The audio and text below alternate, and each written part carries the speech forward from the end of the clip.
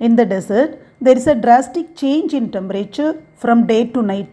பாலைவனத்தில் பகலிலிருந்து இரவு வரை வெப்பநிலையில் கடுமையான மாற்றம் ஏற்படுகிறது. Unless we take drastic action, global warming will cause a climatic crisis.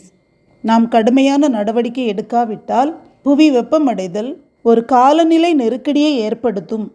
The situation calls for drastic action. அந்த சூழ்நிலை அவசர நடவடிக்கைக்கு அழைப்பு விடுக்கிறது. அல்லது கடுமையான நடவடிக்கைக்கு அப்படியே சொல்லலாம், தீவிர நடவடிக்கை சொல்லலாம்.